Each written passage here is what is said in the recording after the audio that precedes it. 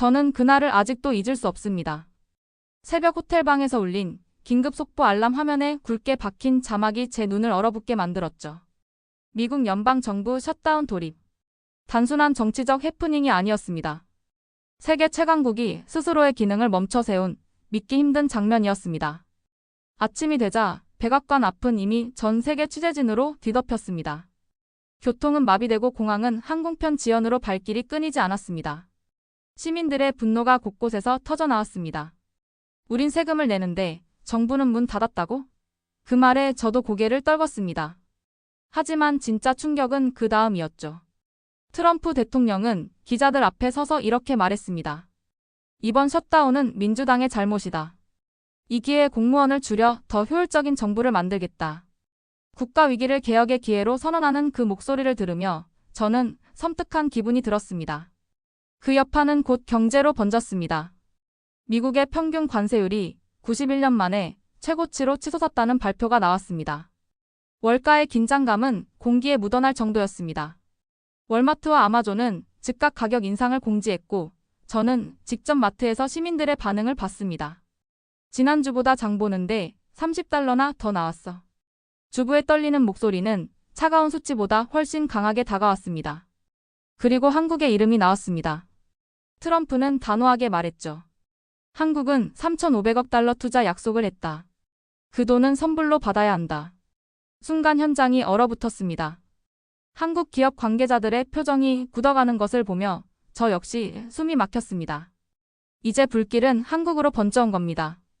그날 밤 저는 창밖으로 번쩍이는 워싱턴 불빛을 바라보며 스스로에게 물었습니다. 이건 단순한 무역 문제가 아니다.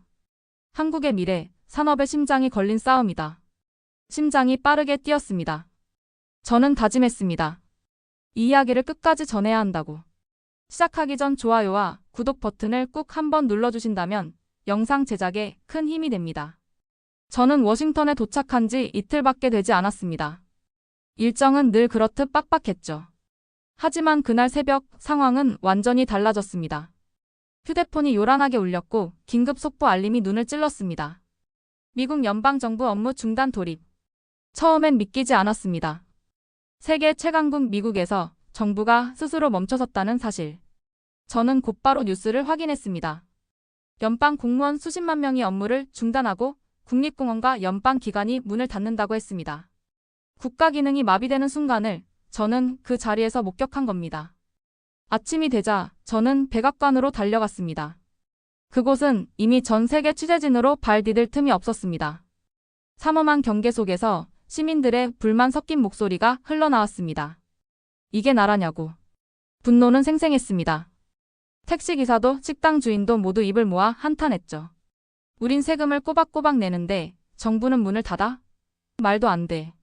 길은 아수라장이었습니다. 교통 통제가 제대로 이뤄지지 않으니 신호등 없는 교차로마다 경적 소리가 터져나왔습니다. 저는 카메라를 들고 이 광경을 담으며 속으로 중얼거렸습니다. 정말 미국이 맞나? 하지만 진짜 충격은 잠시 뒤였습니다. 백악관 브리핑룸. 트럼프 대통령이 모습을 드러냈습니다. 기자들의 플래시가 연이어 터졌죠. 그는 표정 하나 흔들림 없이 선언했습니다. 이번 셧다운은 민주당의 잘못이다. 오히려 우리는 이 기회를 활용해 비대한 정부를 개혁할 것이다. 순간 공기가 얼어붙었습니다. 저는 귀를 의심했습니다. 보통 국가 지도자라면 혼란을 수습하고 국민을 안심시킬 겁니다. 그런데 트럼프는 정반대였죠. 위기를 개혁의 무기로 삼겠다고 선언한 겁니다. 기자들의 웅성거림이 순식간에 쏟아졌습니다. 저도 마음이 복잡해졌습니다. 이건 단순한 정치 싸움이 아니었습니다.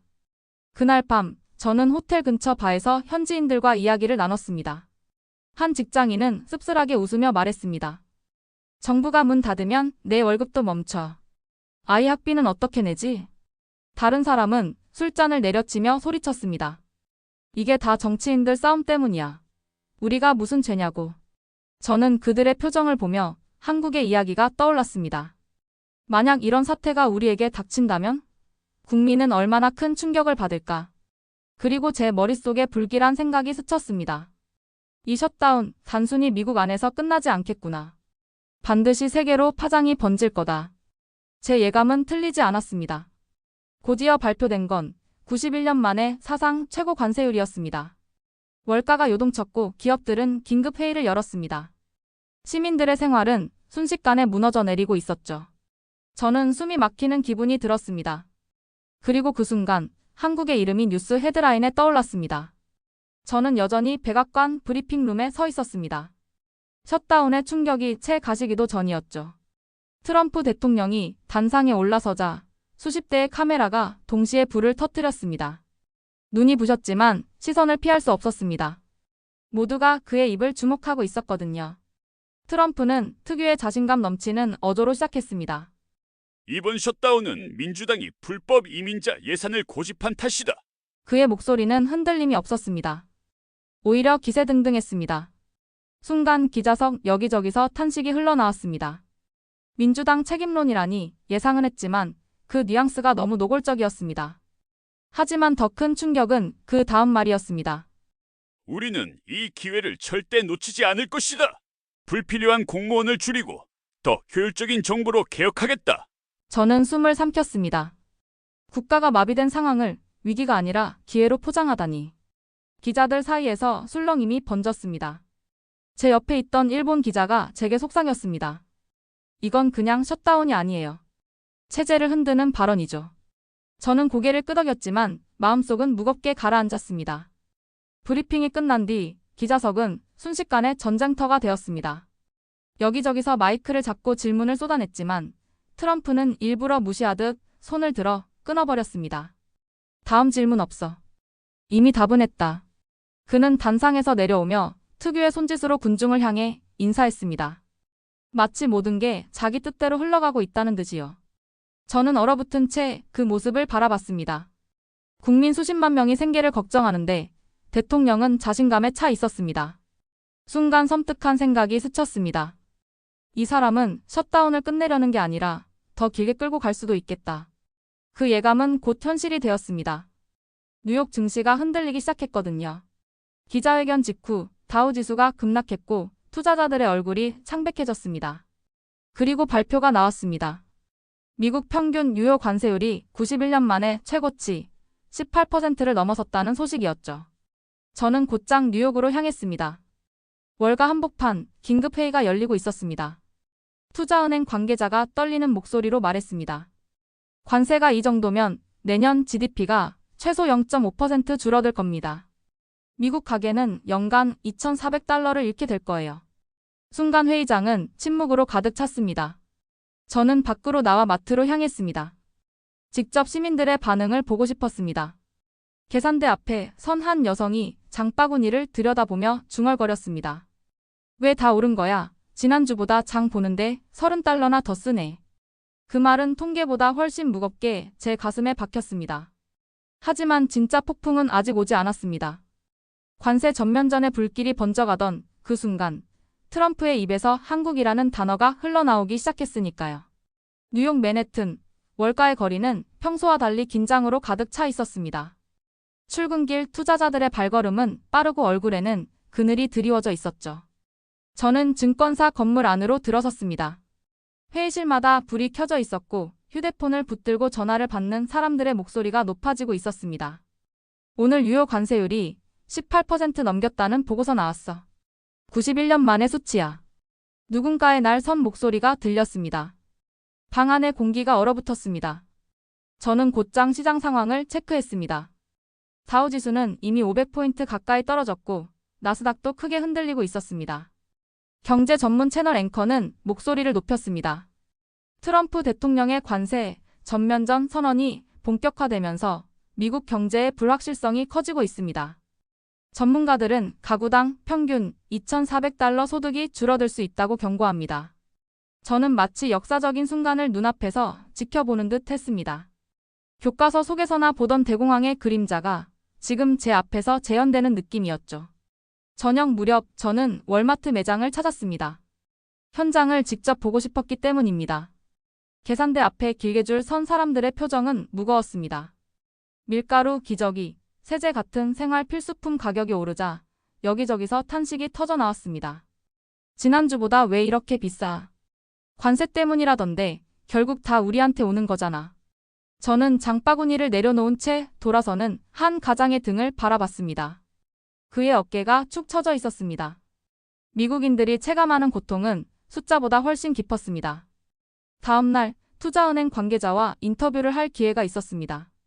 그는 커피잔을 내려놓으며 낮은 목소리로 말했습니다. 이건 단순한 무역 분쟁이 아닙니다. 사실상 전면전이에요. 소비자 물가가 오르고 기업은 생산 비용이 치솟고 있습니다. 내년 GDP는 최소 0.5%포인트 줄어들 겁니다. 장기화되면 글로벌 경기 침체로 이어질 수 있어요. 그의 말은 무겁게 제 가슴에 내려앉았습니다.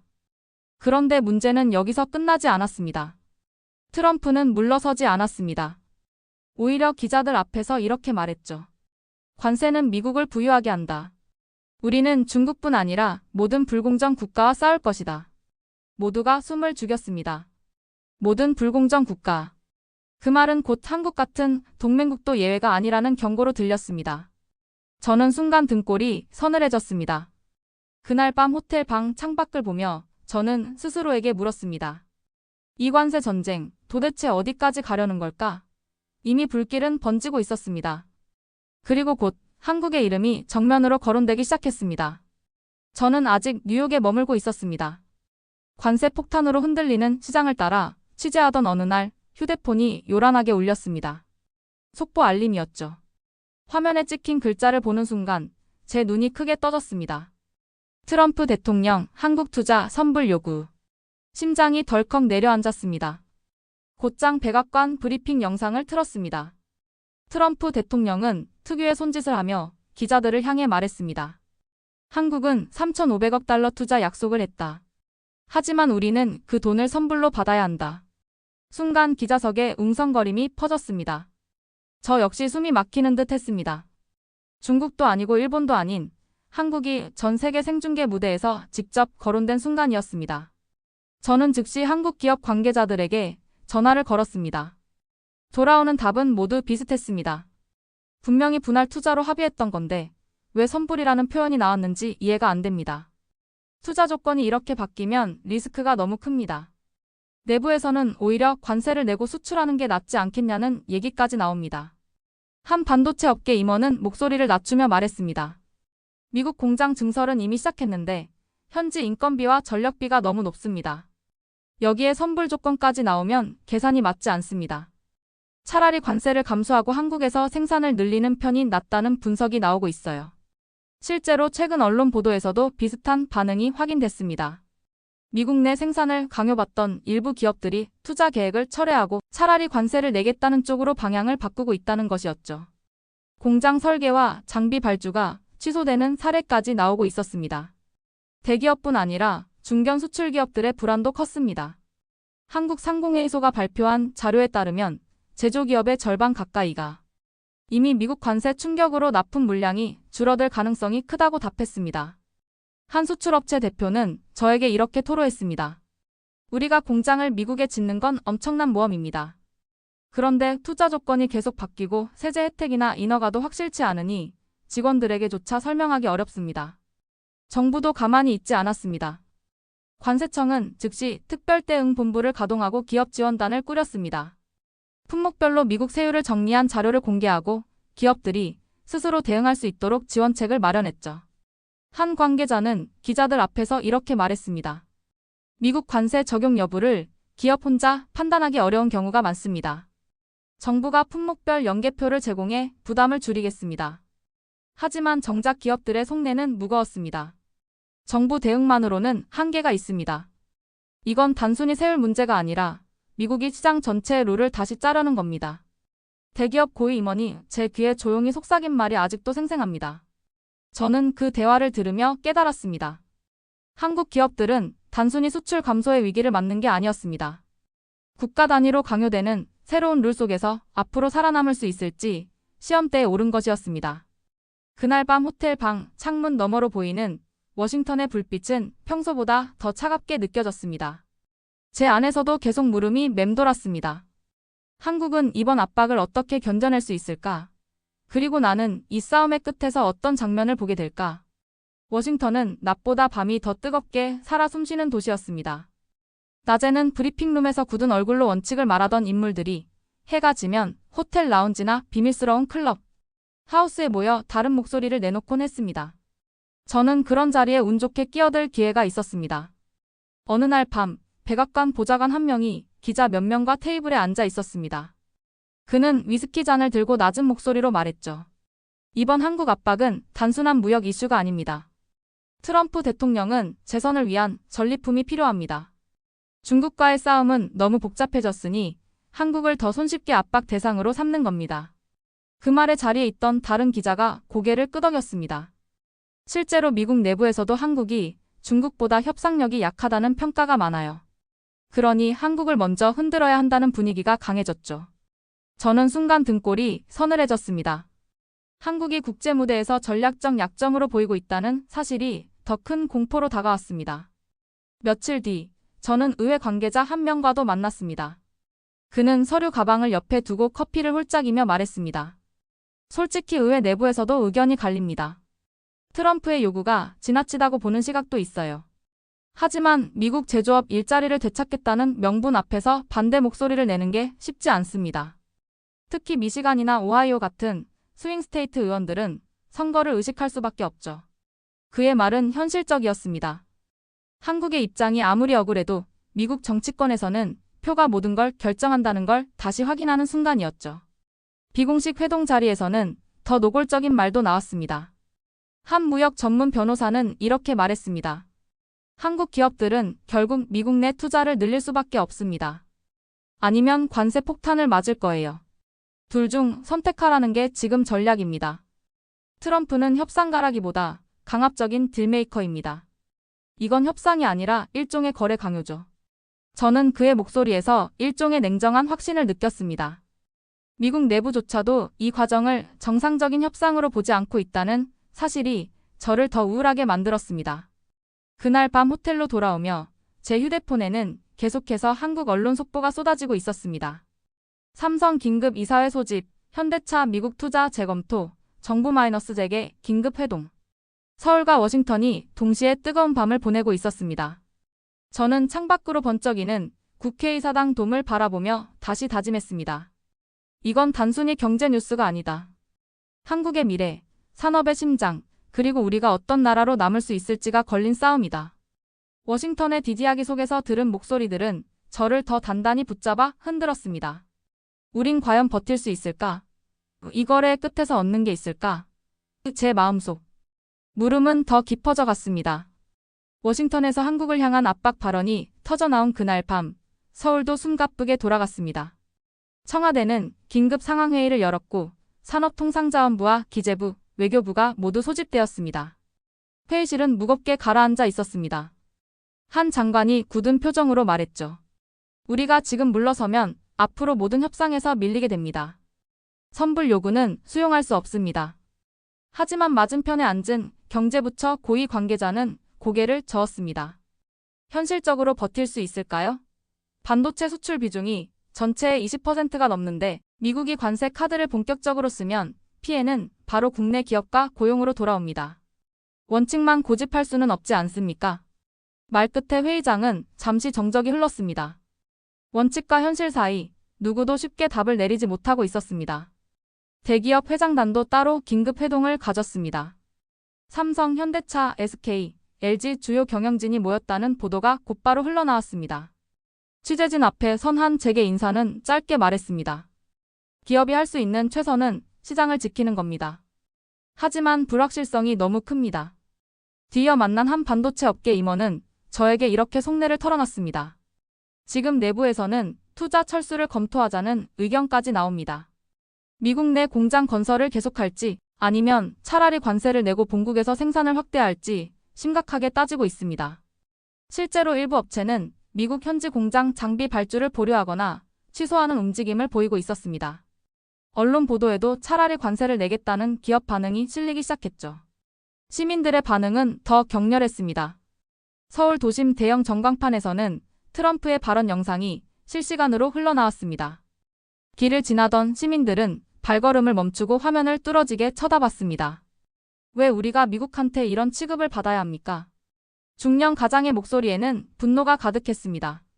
젊은 직장인은 이렇게 말했습니다. 결국 피해는 국민 세금과 일자리로 돌아오겠죠. 기업도 정부도 책임을 져야 합니다.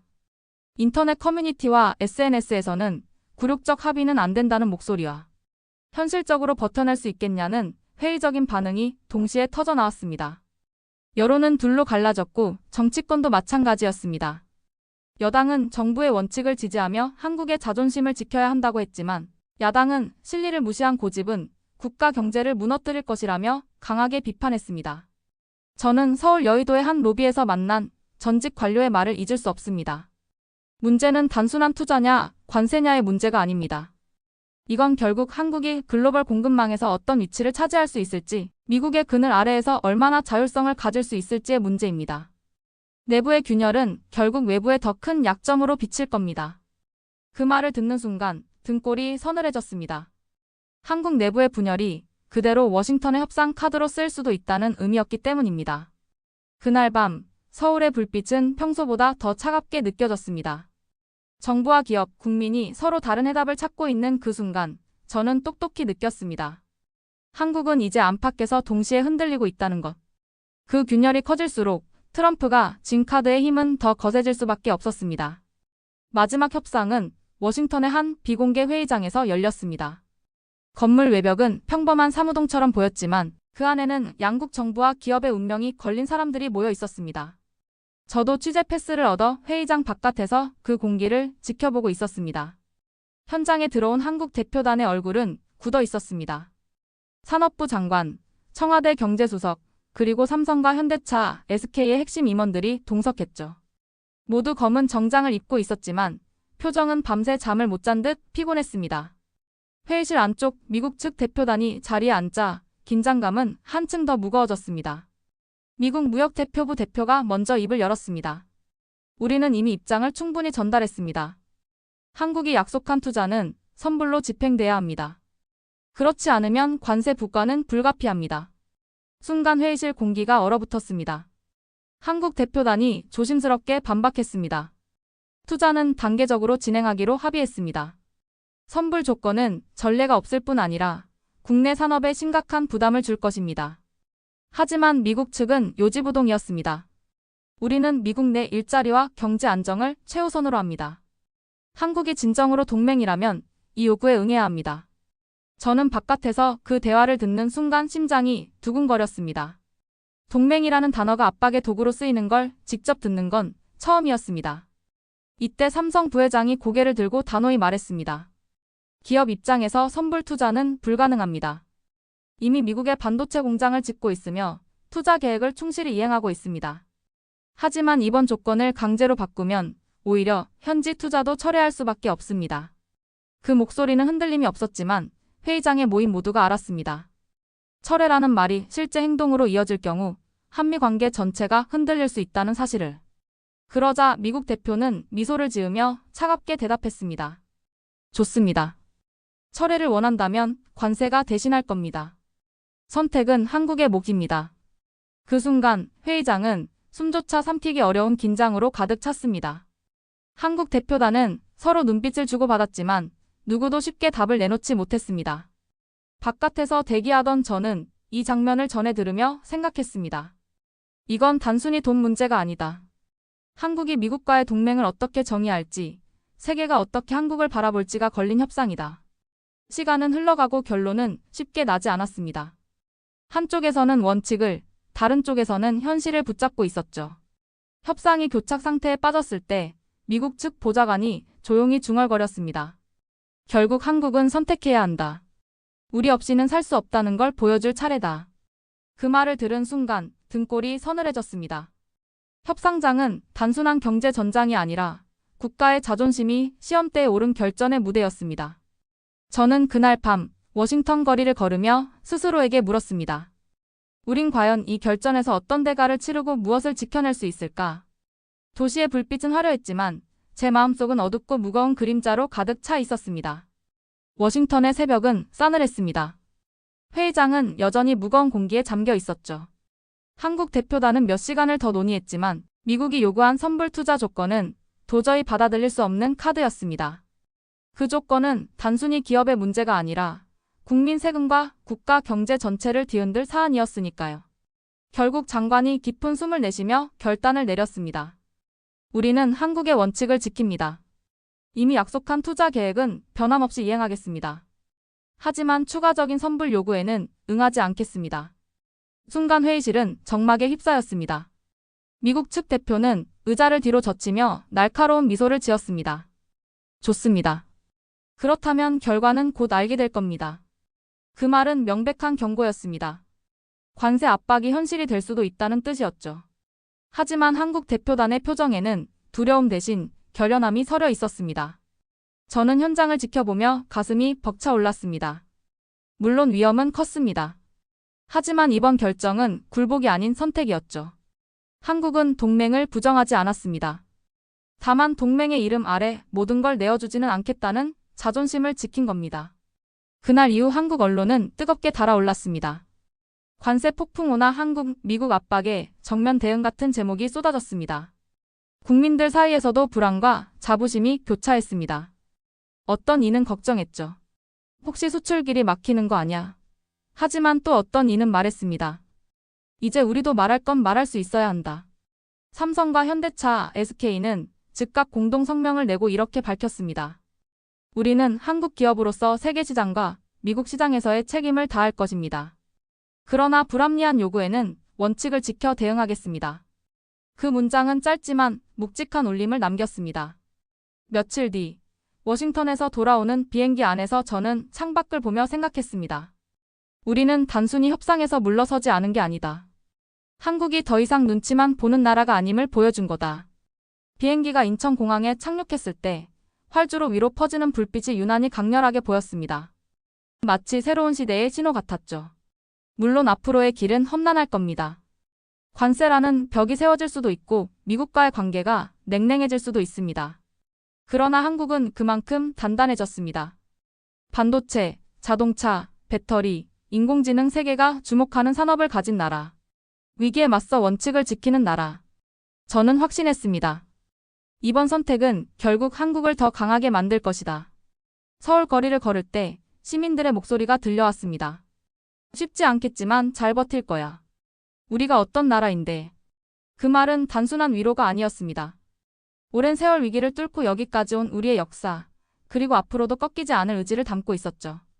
하지만 한국이 결정을 내리던 그 무렵 미국 내부에서는 전혀 다른 위기가 터져나오고 있었습니다. 바로 연방정부 셧다운 가능성이 현실화된 것이었죠.